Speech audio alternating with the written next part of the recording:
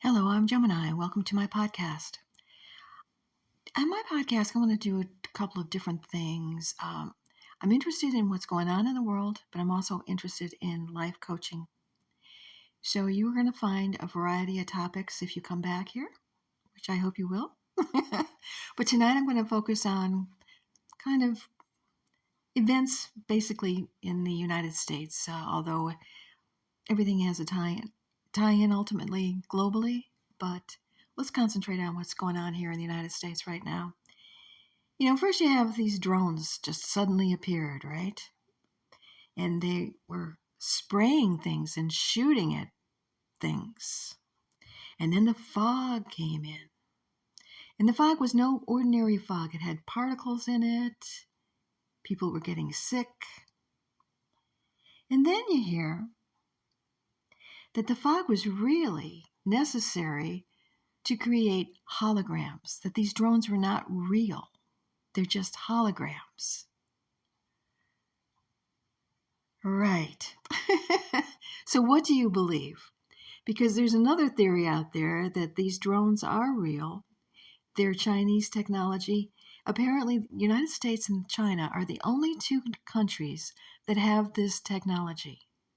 Kind of coincidental, don't you think? We're the only two nations that have this technology. Right. Yeah, I wonder about that Hunter connection. Oh, did I say that out loud? Okay. So, anyways, what do you believe about that? I don't know. Because they've been saying that if this was Chinese technology, that they've been doing this for quite a while, launching these drones at us from the Atlantic for quite a while. And apparently our guys are just kind of monitoring it. I've never seen any nation in this world that would allow anything suspicious in their airspace, especially over their country. But this administration seems to have no problem at all doing that. Let the balloons fly, let the drones come in, if they really are from China or anywhere else. And now they're saying that they might have, as an aside, they're saying there might be nukes, rockets in here from Iran. Are you freaking kidding me? That they were brought in legally? Yeah, this administration has really taken care of this country very well, don't you think? It's really scary, actually. And I just hope that Trump turns things around. And I know he will take care of this country. That's for sure. But they're doing everything they can to sabotage him, to make him fail. They're spending all this money. They want the economy to crash so that Trump is going to really struggle to bring us back into being just, out of debt. Well, we'll never get out of debt, but just to be able to survive, and then we don't have another Great Depression or something like that. It's challenging for him, but I just can't wait for him to take charge. I seriously can't. And another thing that I kind of suspect, these terrorists just suddenly crop up before the inauguration, right? They got down in New Orleans and you got Vegas. All of a sudden they're lashing out. Right. My opinion, these terrorists are the new BLM and Antifa. I think that it's highly suspicious what's happening here. Just, when they've had all this time to do things, but oh no, now they're doing this? Yeah, no, I don't think so. But the interesting thing about the terrorists, and particularly in Vegas, I understand that both of these guys are supposedly military, ex-military, or whatever. But the one in Vegas is a Green Beret. And yet, they've been saying that the explosive was crudely built. Yeah. And now I saw today that the DNA doesn't match the person they say it was. That I would believe, because a Green Beret would have this crudely built explosive. And the thing that's the strangest thing to me of all, if you're a terrorist and you really want to do damage, why didn't he run that truck right into the hotel? No, just parked it outside? Are you kidding me? What terrorist does that? I'm, a Green Beret who's bent on doing something like that is going to plow right into a building. But a Green Beret would never do that, is my whole point. They're highly suspicious. And his passport survived? Why would he bring his passport with him if he was going to take himself out?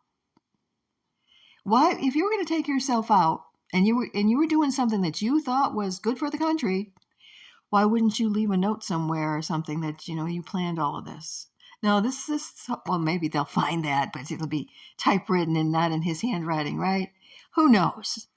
The whole thing is too suspicious to me. But then again, I'm what you call an alarmist. I don't believe anything, So, but what's going on in this country is scary right now. It's insane. You don't know what's real anymore. There's nothing is real out there on the internet. And you have to be careful what you believe.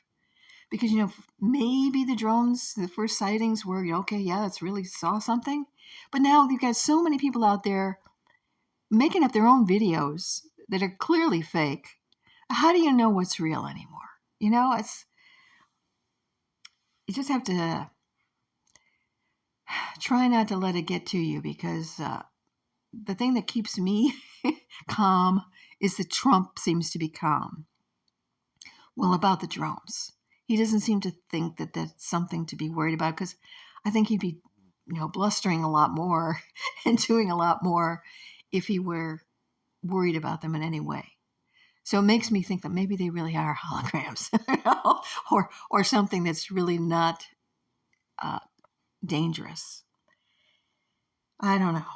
But I do know that the world is in a bad shape, and we need to stop the elitist agenda, and I hope that Trump will, really crack it wide open and stop it.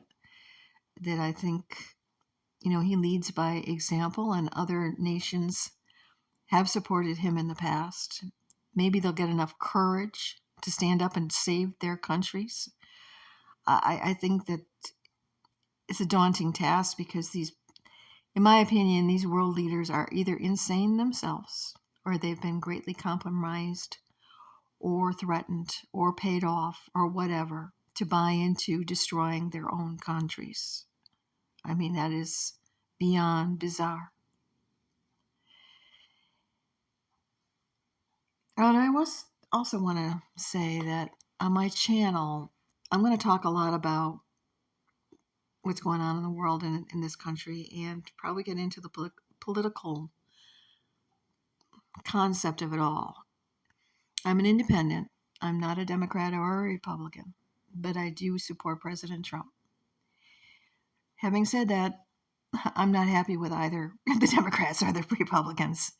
So I want to be fair about that. The Democratic Party is not the party that it used to be.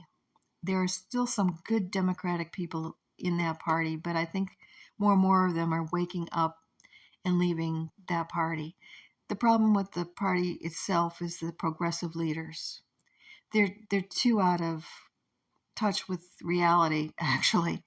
And what impressed me the most recently, Bernie Sanders and Fetterman both came out saying that the result of the election was a wake-up call. Bernie came right out and said, the Democratic leaders are out of touch with what the people want. And Fetterman is saying that he's going to give Trump a chance. I mean, that's huge coming from the two of them. I wish that more people would be open-minded about it, but we'll see what happens. The one compliment that I will give the Democratic Party, the only compliment I will give them, is they do stick together. They are united. Republicans are not that at all. Republicans are weak. There are a few good Republicans that mean well. They're intelligent patriots, but there's not enough of them. And on the whole, I don't know whether they have infiltrators with the rhinos or they're just weak. But they better rally around Trump because he needs to be able to fix what this last administration has done. And he can't do that without the support of his own party. So I hope he has the support. I'm kind of leery about Mike Johnson personally. I don't think he's strong enough. And that's the other thing I don't understand. Democrats have always elected strong speakers. We can't seem to do that. I think the last strong speaker we had was Gingrich. I mean, really? I don't know.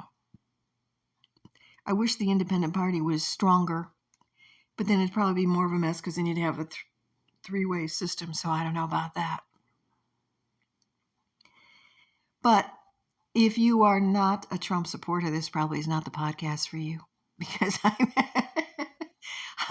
because it's going to be pro-Trump all the way. But I also want to have episodes where I talk about life coaching because what's happening in the world today affects humanity, and civilization is collapsing around us, and life coaching is about trying to make us better people because we need to be better people to combat against what the evil in this world. I think it's a combination of being evil people and insane people. Maybe they're one and the same, but it's not a good combination, let me tell you. And you need to stand strong and you need to be positive. And we just have to turn this around, because if we don't turn it around, we can just kiss humanity goodbye. I'm going to sign off with, is there anybody out there? Is there anybody listening? Is there anybody that gives a damn?